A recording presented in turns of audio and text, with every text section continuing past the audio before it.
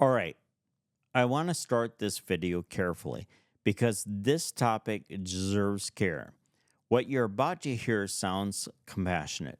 It uses the language of trauma, healing, love, and understanding, and parts of it are true. But taken as a whole, this message doesn't lead people out of addiction. It explains it, spiritualizes it, and then quickly excuses it. So, what I want to do is slow this down, play specific clips, pause, and respond, not with outrage, but with clarity. Because when we confuse compassion with permission, people don't heal, they just stay stuck longer. Alcohol, vaping, pornography. You literally are needing this thing outside of you in order to make you feel a certain way. There is something within you that doesn't feel at peace.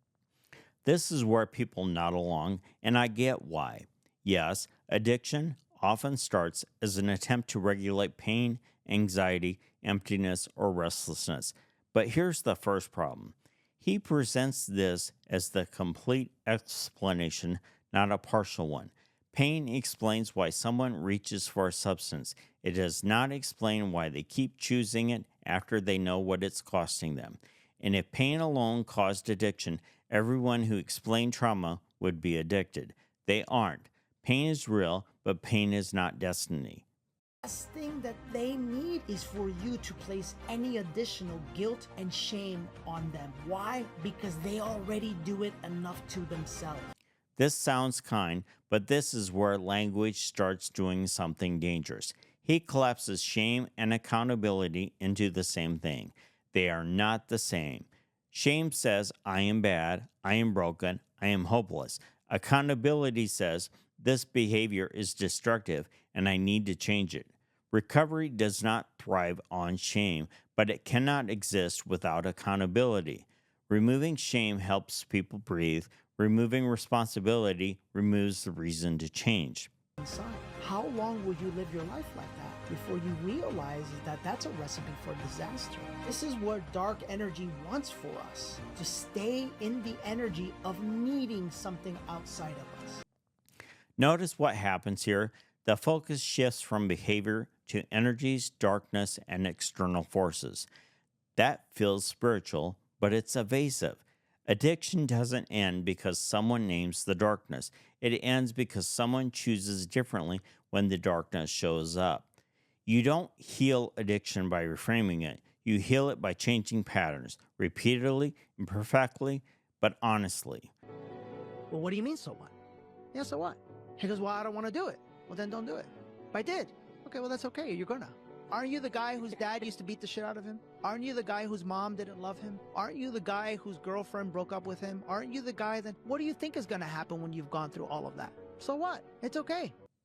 This is one of the most important moments in the entire video because tone matters, but trajectory matters more. Telling someone they're not a monster is good. Telling someone relapse doesn't matter removes internal friction, and friction is often the last thing standing between someone and full collapse. Compassion is not pretending failure doesn't matter. Compassion is helping someone face it without lying to themselves.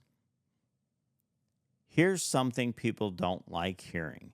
Recovery is uncomfortable on purpose. Discomfort isn't cruelty, it's information. If every relapse is met with, so what? Then why should today be different from yesterday?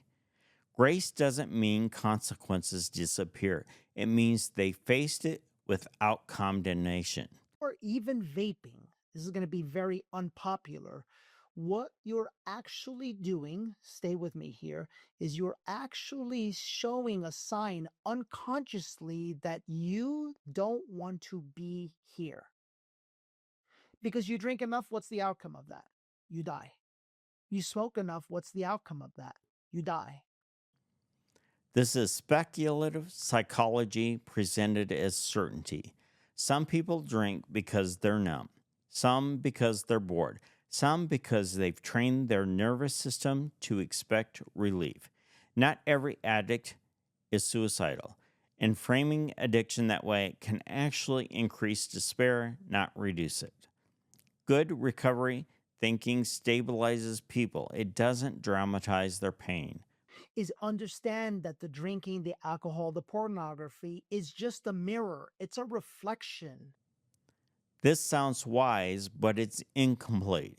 Yes, addiction reflects internal issues, but it also creates new ones.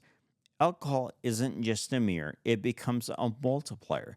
It multiplies shame, it multiplies avoidance, it multiplies relational damage. Calling it just a mirror minimizes what it actually does. Oh, of this, not this addiction, by the way. That it's not an addiction. You need to understand that. While they're letting go of the energy inside that needs something external to cause them to feel peace. This line alone breaks the framework. Addiction is not a moral insult, it's a behavioral pattern. When you remove the word addiction, you remove structure, accountability, community, measurable progress, and you replace it with endless introspection. People don't heal by endlessly understanding themselves, they heal by doing different things consistently. Let's talk about why this resonates. Because it offers compassion without confrontation, healing without discipline, change without cost, and that feels merciful, especially to people exhausted by failure. But relief is not recovery. Recovery that lasts is merciful and demanding at the same time. This is why you'll always hear me tell you let go of the need to make everything right and wrong. This is the greatest trick of darkness, keeping you stuck in right and wrong, and Democrat, Republican, and Christian and Muslim, and gay and straight, and rich and poor. You're in separation. No, removing right and wrong doesn't free people, it confuses them. Recovery requires moral clarity without condemnation. If nothing is wrong, nothing needs to change. And if nothing needs to change, why endure withdrawal, discipline, or honesty? Let me land this carefully. Pain matters, trauma matters, compassion matters. But healing that removes responsibility isn't healing, it's permission. Real compassion says, I understand why you're hurting and I believe you're capable of more than this. Recovery doesn't shame people, but it also doesn't lie to them because the truth, told with mercy, is what actually sets people free. If this resonates with you or challenged you, sit with it. And if you're someone trying to change, you don't need softer standards. You need clear ones held with grace.